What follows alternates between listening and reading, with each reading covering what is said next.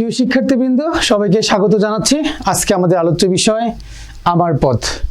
আমার পথ এই প্রবন্ধটি লিখেছেন কাজী নজরুল ইসলাম। শুরুতে আমরা লেখক পরিচিতি অংশ থেকে একটু জেনে নেই।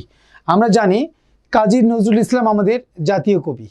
প্রসঙ্গত যে কথাটি তোমাদের মনে রাখতে হবে, নজরুলের ডাকনাম ছিল দুঃখ মিয়া।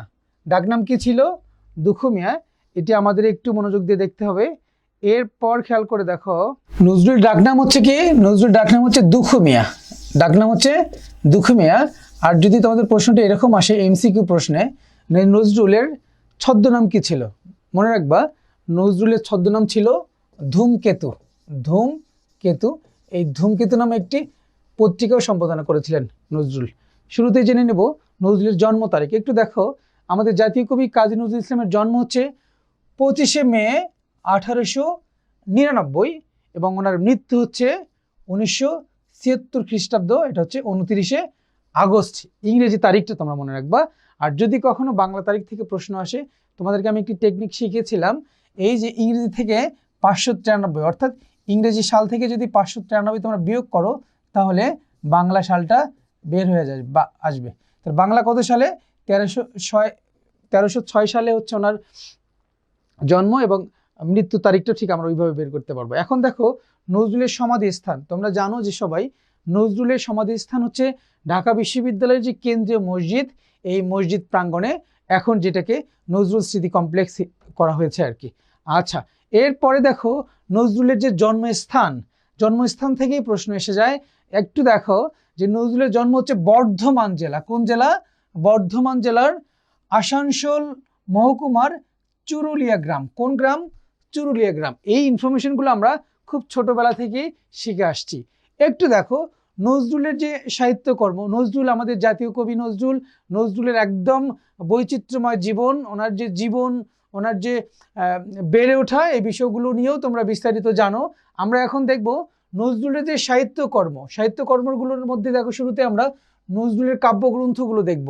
এই নজরুল কাব্যগ্রন্থগুলোর মধ্যে অন্যতম হচ্ছে অগ্নিবীণা, বিষের বাঁশি, ভাঙার গান, সাম্যবাদী, সর্বহারা, ফণিমনসা, তার সন্ধ্যা, প্রলয় শিখা, দোলন চাপা, ছায়ানট, সিন্ধু হিল্লোল, চক্রবাক সহ আরও ওনার কাব্যগ্রন্থ রয়েছে। তো এগুলো হচ্ছে অন্যতম, এগুলোর মধ্যে থেকেই প্রশ্ন এসে যাবে।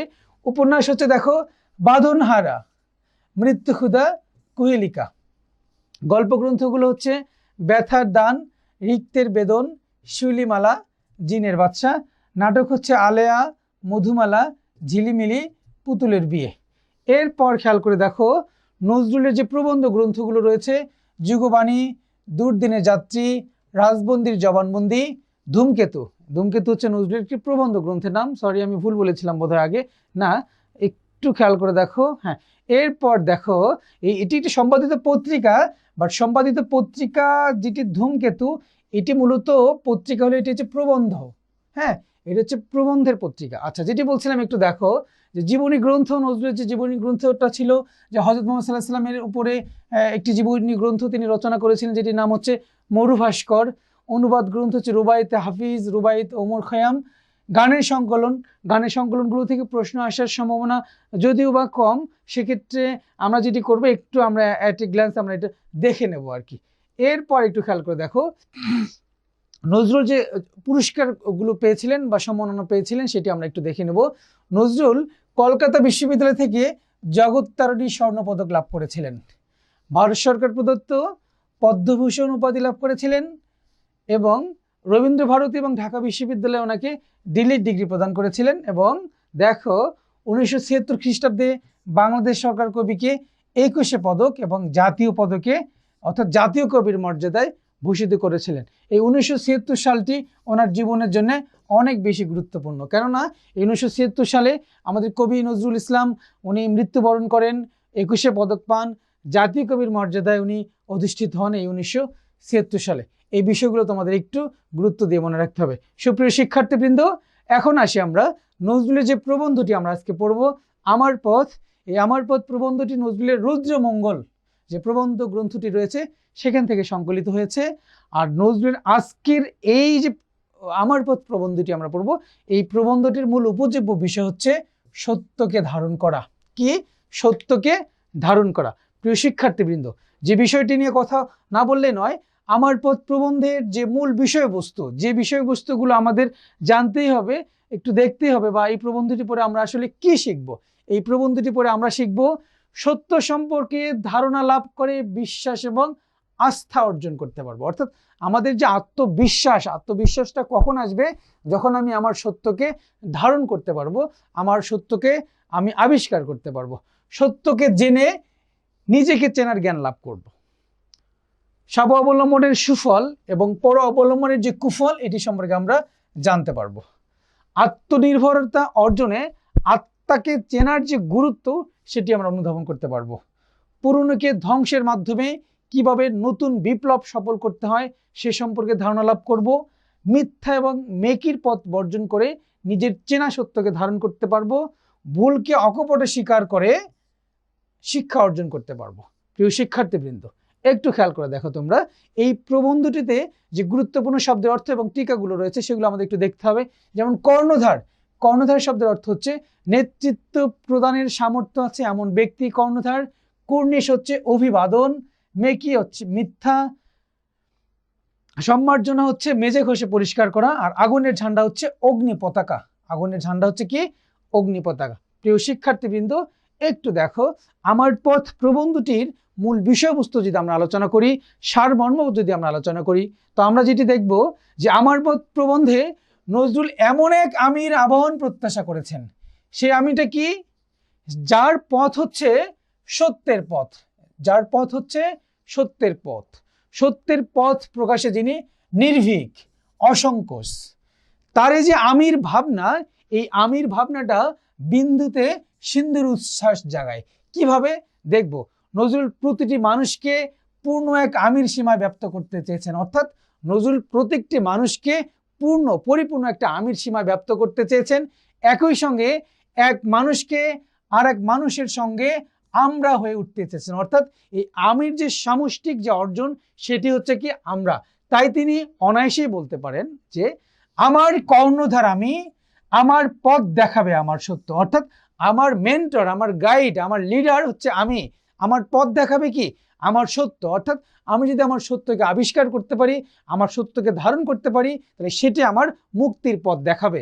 নজরুলের কাছে এই যে আত্মবিশ্বাস, এই আত্মবিশ্বাসের গ্লানি, এই গ্লানিটা তার কাছে গ্রহণযোগ্য নয়।